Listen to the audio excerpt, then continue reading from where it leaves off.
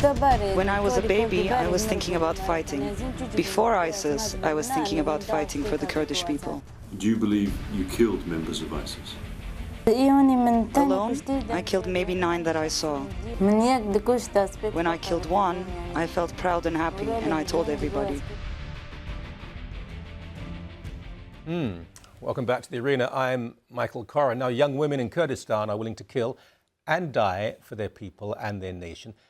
They are inspiring, extraordinary. The Islamists hate them because to die at the hands of a woman prevents them apparently having fun with those 72 dark-eyed virgins in paradise. But I keep telling you, it's actually one 72-year-old virgin. Sun News' Sarah McIntyre is here to discuss. They are incredible, aren't they, these women? Oh, it's so inspiring and so fearless. Yeah, they go right in there.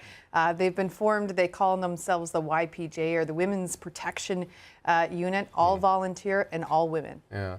They're actually, I said young women, there are older women too, more out of desperation because they're so frightened of what might happen. The Kurds, I mean, Saladin, the great, he was a Kurd. People assume he was Arab or Turk. He was a Kurd. They have this great martial tradition.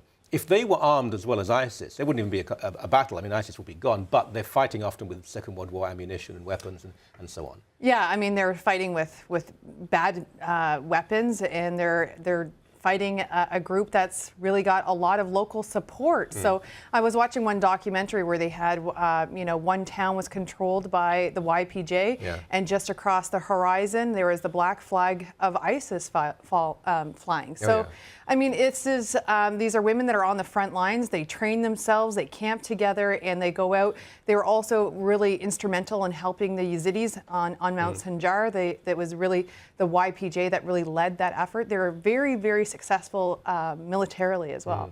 In Kurdistan, and I'm sure most people, at least before this conflict, had little idea of what it was, and that's fine, I understand that.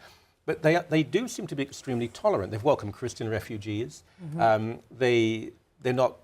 They're religious, but religion doesn't seem to be the centerpiece. They've been oppressed by so many, by Turks and Iranians and Iraqis and Syrians. But they have a state now. It is a real state. But what we're seeing at this point, within Turkey, where the Kurds have been oppressed, they've been told you have to be Turks. Okay, they say, as Turks, will you protect our people over the border? No. And when they demonstrate peacefully, they're beaten up by the police and Turkish nationalists who combine to attack them. Yeah, I mean, there's been, I just think in the past couple of days, over 22 protesters that have been killed throughout Turkey that are screaming out saying we need to help these people that are along the border. They're being chased by ISIS. They've left their homes. They're facing, murder, rape, pillage, beheading, and the Turks are dragging their heels. Oh, they won't get it. I want to broaden this out to the idea of women in the military. And I'll be honest with you, I always resisted the idea. I thought that if there were women fighting alongside men on the front line, those men may want to maybe save a woman rather than a male colleague. If they're captured, of course, rape is used as a weapon, and I was concerned about that. I think I've changed my mind quite a bit. We have some footage here, I think, some Israeli girl soldiers too, and no, I think they're Kurds. I think, they're Israeli. Can we see some of the? I think these are the. I mean, people joke about Israeli girls because they're often very attractive and so on. But I mean, that's just a silly male fantasy. But they are. They have very senior positions, senior officers in the IDF. We're involved in all sorts of areas, also in undercover work too. And Israel did this not out of ideology, well, perhaps partly, but really out of necessity. They simply didn't have people at the beginning, 1948, to compose their army. And when we look at the more progressive nations in the world, if you look at the Arab world, the United Arab Emirates, that is more progressive, has a fighter pilot.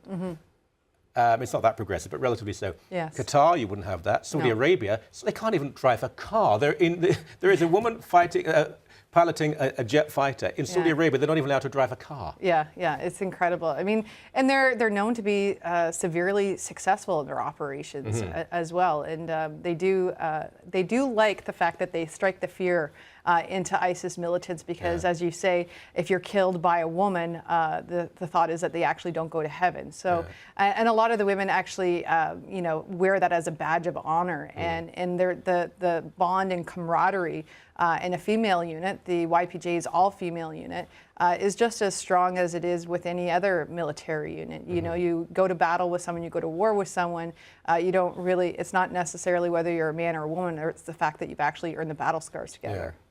There was, we've just learnt, we think at least, a Kurdish suicide bomber, a woman, just the other day. And to stop ISIS entering her village, she used herself as a bomb. I mean, I think that denies our humanity. I understand why she did it. It wasn't for to spread the word of her ideology or religion. It was to prevent people coming in and murdering her family and friends. But it's still rather shocking and jarring, isn't it? Well, it is. I mean, and certainly not done for martyrdom as it is with many other suicide bombers. It was perhaps the most effective way in order to strike at the heart of those that were attacking her village. I don't know the specifics on this I think that's true. But it does show you how frightened and how barbaric the ISIS militants are. And if you know that they're coming into your village, what lengths you will go in order to protect your friends, your family, and your village from being besieged by these barbarians. ISIS have a female unit too. They're completely covered, of course, and they go around enforcing Sharia law. And if they see any woman who is not living up to their standards, they will be beaten, amputation, even killed. Very different type of military unit. I wasn't aware of that. Yeah, it is. There are also, and I find this to be just so repugnant, there are young women going to join ISIS because frankly, they're aroused by it. The violence and the grotesque nature of what is done to people, I think they find arousing, and they go there to find men. Well, and it's also, I think, the aspect that there's not a lot of options or opportunity in that part of the world right now for anyone, whether you're a woman or a man. And ISIS obviously uses that as a recruiting weapon and some are going from tool. Europe, though. Yeah. There are actually Muslim women going from Europe to join ISIS in the Middle East. I cannot explain that. I mean, I think that's there's a real perversion of an understanding of what ISIS is all about. Once they get on the ground there, they may have a very different understanding as to what this ideology, this fascism is really all about. It's interesting you say that because one woman has come back, I think it was to the UK. I can't remember, but she's come back and given an interview that when she actually got there, she just could not comprehend the level of violence and left it behind. I still think she's a deeply troubled person, but at least she did leave it behind.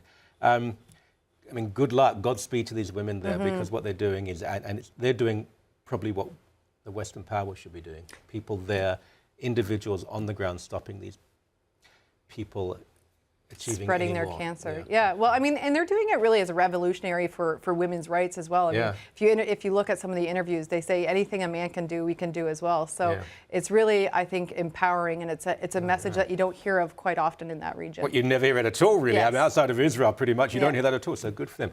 Thank you very much indeed. Thanks.